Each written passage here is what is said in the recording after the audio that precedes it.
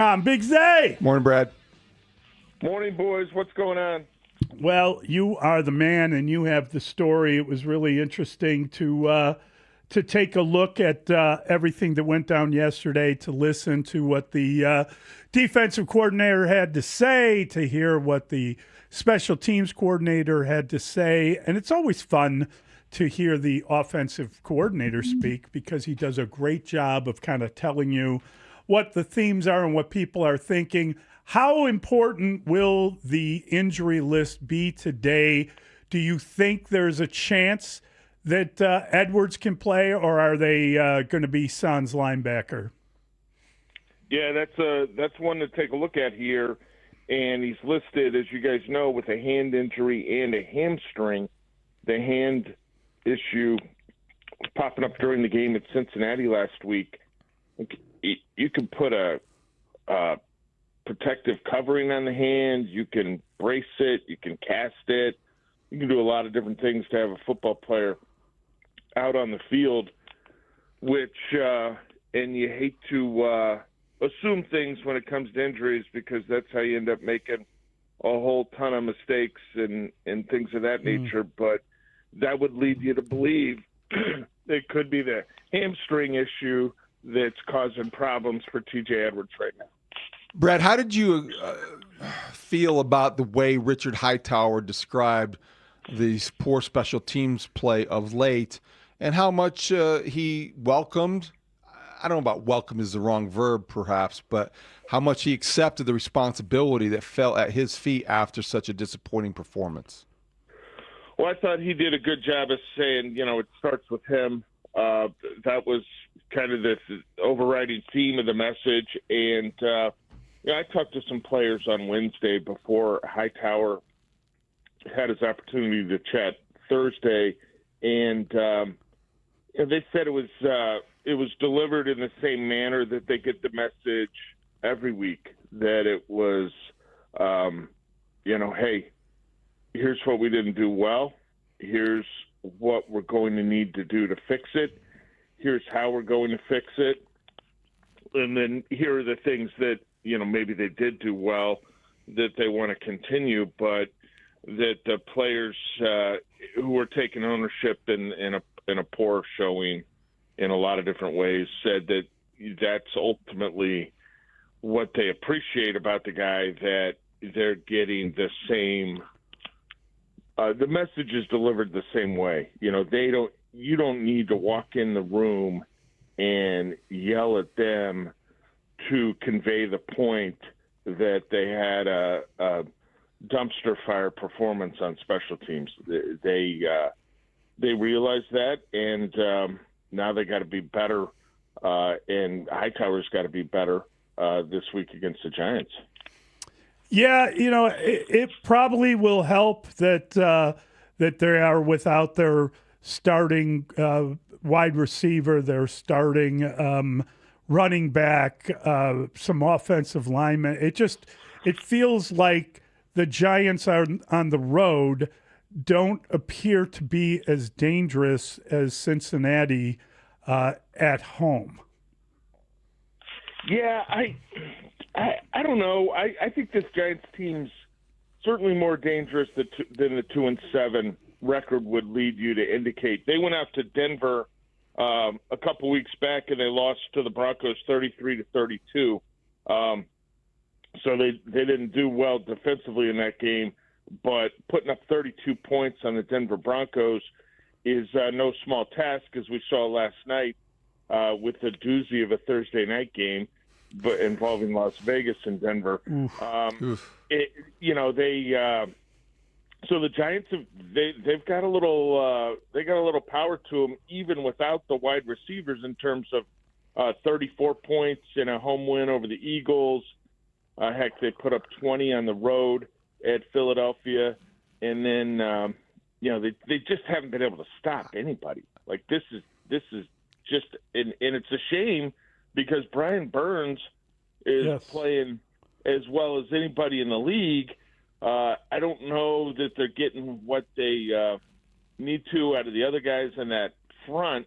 Dexter Lawrence is probably playing at a high level. You don't you really shouldn't judge nose tackles by numbers that you're just kind of looking at here.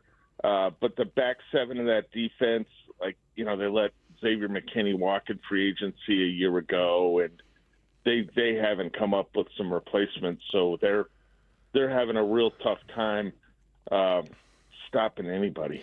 Brad, I thought it was interesting to hear Dennis Allen talk about the new addition, Joe Tryon-Shoyinka, and him reference his Buccaneer experience over the Brown experience, and I think I know why. Obviously, there's a familiarity with the Saints and the Bucs in the same division, but also he was better there, and I think it was a testament to maybe Tryon-Shoyinka, but also a Todd Bowles player. When you play in that defense and you play for a defensive coach, maybe Dennis Allen looks ahead and projects the way that he was used there. He could use him in Chicago. That said, what do you expect out of Tryon-Shoyinka in terms of playtime, in terms of effectiveness? Because he's a guy, when you look at that depth on the front line defensively, it is compromised, and he would be useful. Yeah, well, he's going to play here, and the playtime is going to be, a little bit dependent on your snap count, right? The Bears had close to 80 snaps last week at Cincinnati. That's on the high extreme end. You can have games that are closer to 50.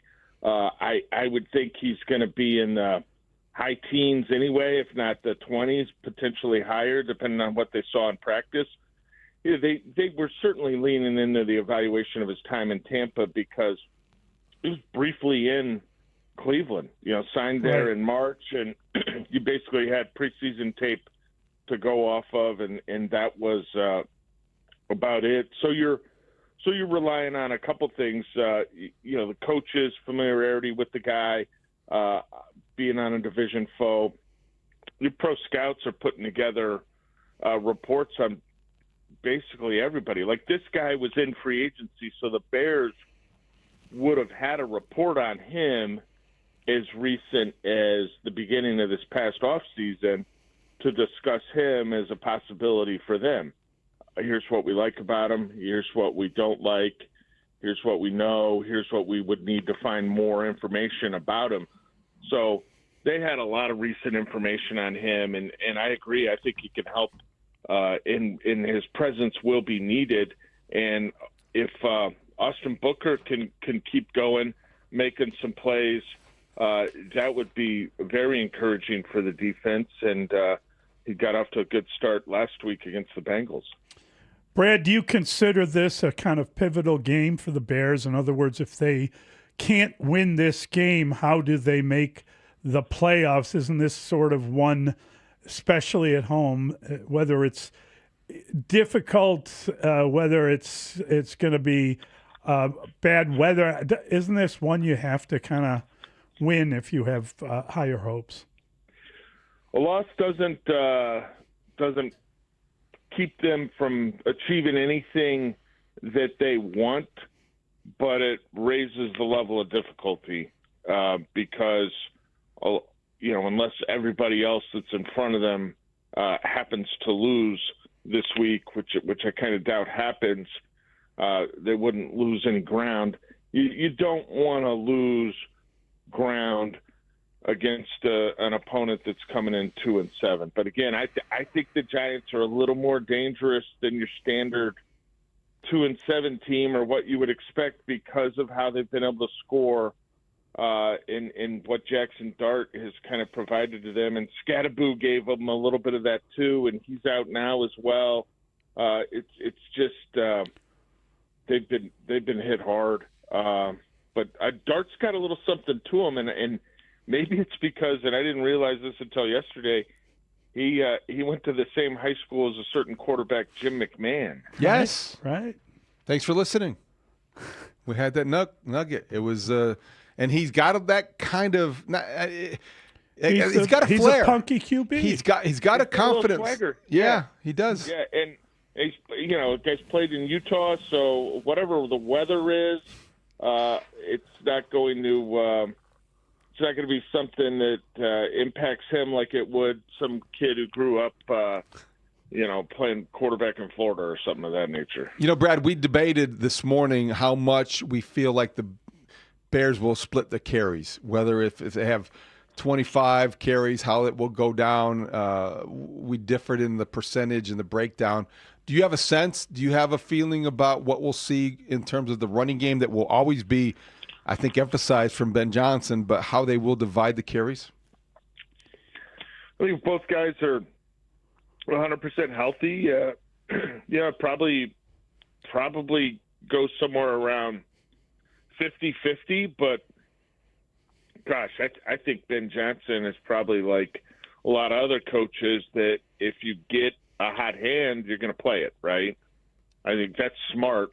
The last thing you want to do is be wondering why a coach, had a guy who, let's say he's got 65 yards on 8 carries, and then all of a sudden he goes cold and doesn't get the ball. He was ripping him off at 8 yards a carry. Why did you take him out of there?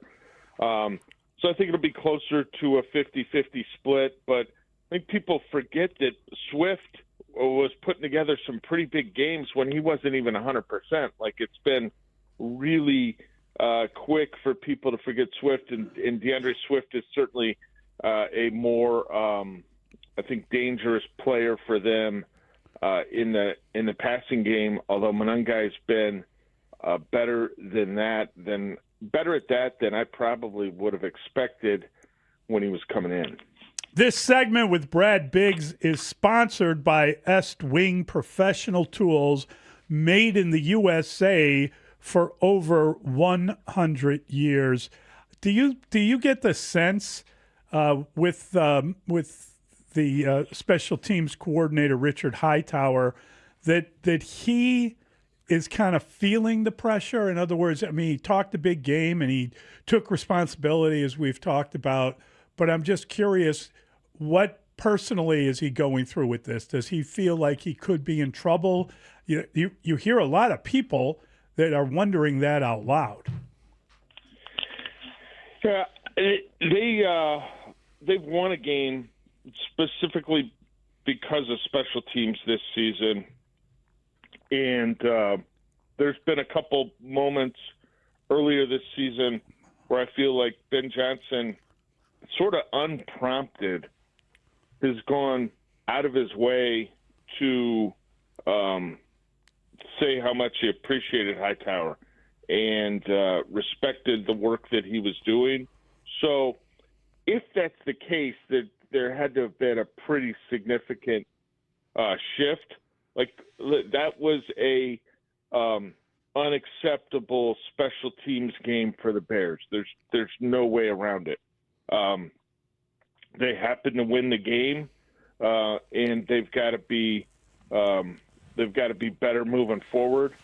But I don't know that that's a backbreaker for Hightower, considering the support that the coach has kind of clearly given him. And again, in a couple instances where it's not a question about Richard Hightower, like the coach is shifting the conversation in that direction without even being asked. So that would have to be a change. They got a lot of football left. Yep. And they need to be better than they were this past Sunday. So, Brad, how are you seeing this? We all talked about it. I have the Bears scoring 35 and winning 35-27. Dustin and Mully have the defense playing better. Brandon as well. I do wonder, and I think that would be a great turnaround for Dennis Allen's crew. But maybe the weather contributes, maybe it doesn't. How do you see things unfolding Sunday? Yeah, I for something makes me wonder if this game could be a little bit closer. Yeah, I think the defense bounces back. I mean, you can't do anything but bounce back from having 470 dropped on you by Joe Flacco, right? And it was just big plays left and right, and so I think they get better there. Is T.J. Edwards available though? Like, that's a legit question, because the the difference with him on the field and not on the field has been pretty striking. So I'm interested to see how the Giants can operate at a pretty decent level of Jackson Dart without any, like I call it the 2017 Bears wide receivers. You know, they've got Kendall Wright out there and Dontrell Inman and Josh Bellamy. Wow. I mean, that's what it's like for them without Malik Neighbors. But I get the Bears winning the game 31 to 28. Although if it's nasty weather, maybe you have lower scoring action. That's good stuff, Brad. That's a good shootout. I'm just curious about that as well. When you start talking about the issues with their running game, does that matter if the Bears are kind of undermanned? In other words, if you're looking at perhaps a great performance from a rookie running back in Cincinnati, do you take into account that they were playing Cincinnati and that maybe it isn't going to be as good moving forward? Or if the Bears are struggling to stop the run and they don't have people tackling, could the same thing happen? Well, if the Bears were playing a better opponent, I would have concern about, can they keep running the ball like at a high clip? The Giants' run defense is just terrible, last in the league in yards per carry by opponents, and their running game is. I think their top back now is it's either Tyrone Tracy or Devin Singletary. So neither of those options are particularly appealing for their run game, and Scatterboo gave them more than I would have guessed that he would have before that really bad injury a couple weeks ago at Philadelphia. Bears keep running the ball, and they're going to build some confidence. They're going to get more reps at it, and when they do get ready to play an opponent that's better at stopping the run, we'll get a real indication of where they're at, because Ben Johnson is committed to it, and when they're able to do it, that's when they can score a lot of points. Great stuff, Brad. We'll see you Thanks, Sunday. Buddy. Have a great weekend, guys. You too.